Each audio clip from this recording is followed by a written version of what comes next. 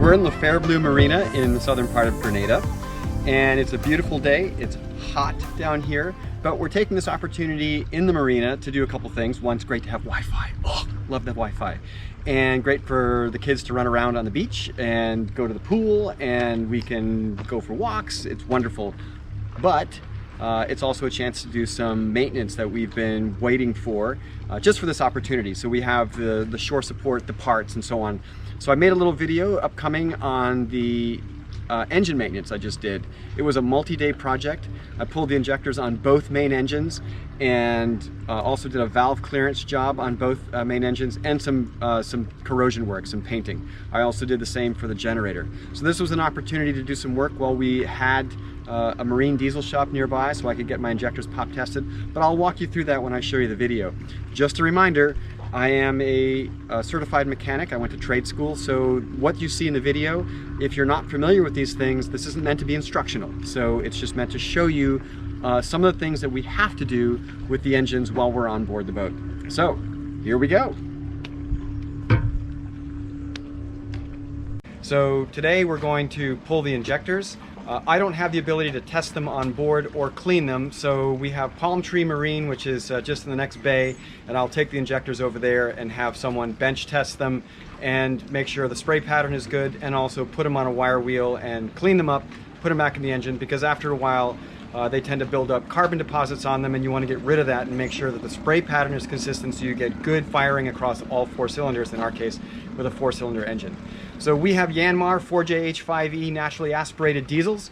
I have 2 of them. I've already done the port engine, starboard engine. We're going to pull the injectors. We'll get them over to the marine shop, the diesel shop, and they'll clean them up for us. And then in the meantime, I'm going to do the valve job, and I'm going to do some corrosion work on the engine as well while we have the opportunity and the engine's a little bit more exposed. So we're going to start by taking the valve cover off. Get that out of the way, and then we're going to remove some, the fasteners that are holding hoses in place. We'll get those out of the way. I'm going to take the high pressure fuel lines off. Very important that you cover those end caps off, both on the receiving end and the delivering end of the high pressure fuel lines. Make sure no dust and debris collects in those, and then we're going to pull the injectors. I anticipate this is going to be a tough job because those injectors most likely have never been pulled before, so there's going to be some corrosion. It's going to be a little bit of work to get them out. We'll use some, when we put them back in, we're going to use some copper anti-seize. This is heat resistant anti-seize. We'll coat those injectors really well when they're nice and clean and put them back into the cylinder, into the holes where they can fire into cylinders. And then we're going to put the whole engine back together once it's all painted and looking pretty, and then fire it up.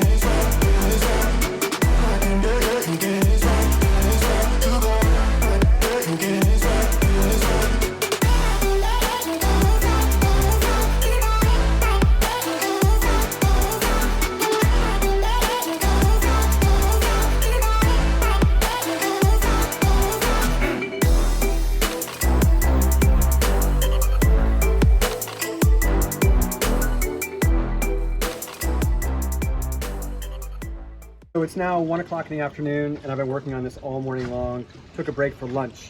So as a lot of these projects go on the boat, you run into problems. And in this particular case, pulling number 4 injector, it's stuck. So I've been working on that injector for probably an hour and a half, trying to loosen it up. And one of the benefits of being an IRIS graduate is I can go back to the schoolhouse. And I did. I went back, talked to Nels Larson, lead instructor back there, and said, I'm sure he's seen this in his career, which he has. And he said, just be patient. So we're getting some penetrating oil in there. We're trying to get that injector unstuck. The biggest thing here is we don't want to be a cowboy. We don't want to go in there and break stuff and make the problem worse. We're simply trying to pull an injector out.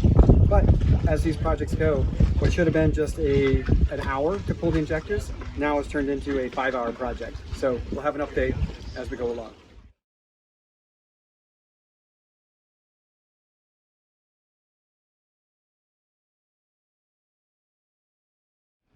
Well, we got our injectors back from Palm Tree. They did a great job, and as you can see, the injectors are nice and clean. I should have taken a shot of them before. They were just literally caked in carbon caked all around in here, and then also on the very tip of the nozzle. You could just see carbon buildup there. I have the valve cover back on right now, just temporarily, because I did a little bit of priming right here and some corrosion work across the top. Notice that I have these injector holes plugged with, this is just paper towel right now, but just to prevent anything from falling down in the cylinders. You really want to be clean when you're working on these diesels. I keep a shop vac close by, and I'll vacuum up as I go. And if I'm doing anything that might lead to debris falling into somewhere in the engine where you don't want it, I have that shop vac right there that's just sucking it right up into it.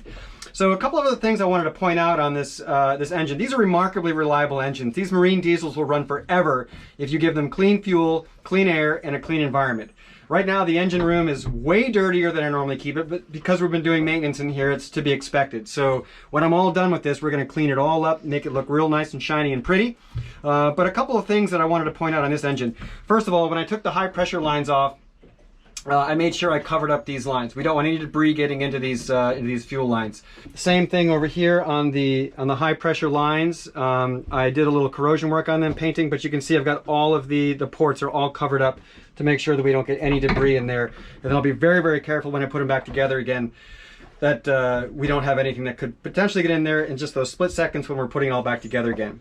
This is a magnetic starter relay. On these engines, this is a failing point. So I've actually had one of these go out before. I keep a couple of these in my spare kit, which is right here. I have all my engine spares that I need, belts and so on, fuel filters, oil filters, but I keep a couple of these.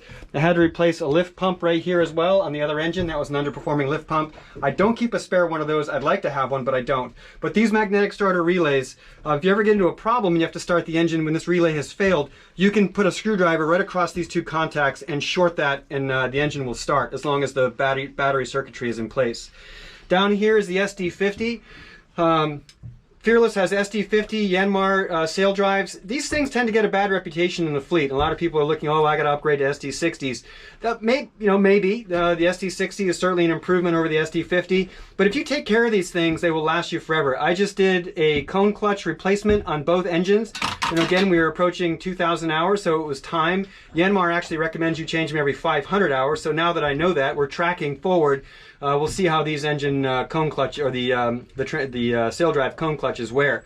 But pretty straightforward job to do that. There are some great videos online that you can look up how to service the SD50s. But this was it wasn't a bad job at all. But as long as you take care and don't jam your throttles forward and aft, unless you, of course, if you're in an emergency situation, you have to, that's fine. But under normal circumstances, we baby these throttles. So I'll do a little more corrosion work. We put the engine back together again, so we'll put the valve cover, I'll take that off, make sure everything's clean. We'll put the valve cover back on. There's a little padding that goes right in here that insulates the area between the valves and the primary heat exchanger. So we'll put that on when we put the valve cover back on permanently. We'll coat up those fuel injectors, drop them in place. We'll put the high pressure lines back on, and then we'll bleed and make sure the fuel lines have no air in them. Put everything else back into place, put the cover back on the belt over here, and we'll be good to go. So just wanted to give you a quick tour of the engine and let you know what we're looking at down here. Mirror image on the other side, but like I said, you know, they're like twins. These engines are the exact same, but each one has slight differences to them as far as how they operate and perform, just like you'd expect with a set of twins. So anyways, we'll get back to it.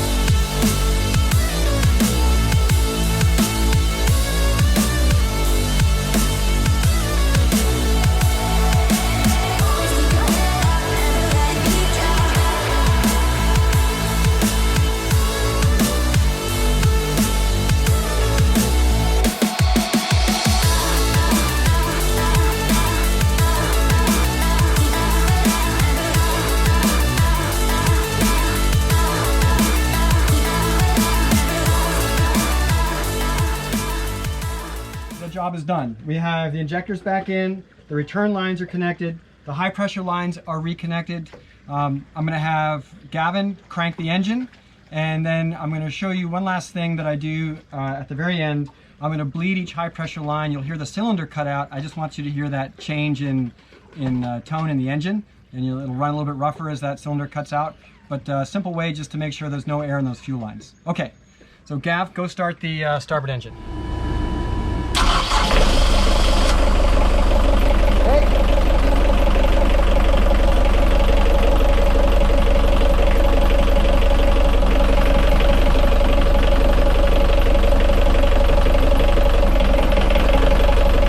First cylinder.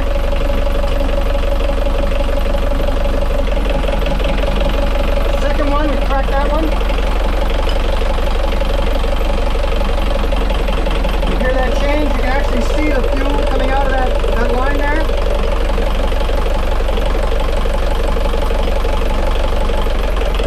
Forward. Again, you can see that little dribble of fuel coming out. Right there. So all four lines are bled, engine's running good. We put that cover back on, we're good to go. I really can't stress enough how important it is to keep your engine bays clean for a couple of reasons. One that I mentioned before is that diesel engines will run so much happier and so much longer if they have clean fuel, clean air, and a clean operating environment. They love that. Second though is if there is a problem with the engine, it's really hard to detect if you have an oil leak, if your engine bay is splattered with oil, or you have a coolant leak, or whatever else might go wrong. It's really, really hard to figure that out if your engine bay is a mess. So really important to get down there, spend some time. You rely on these engines for a lot. They get you out of a jam, get away from a storm, maneuver around the docks, whatever. These engines are really, really important. So take care of them, and they'll take care of you. All right, hope you enjoyed this video. It was long. If you're not a diesel enthusiast, if you made it this far, I'm really impressed. Hopefully you turn this off long before that if you're not though. But anyways, thanks for watching, and we'll see you next time. Bye-bye.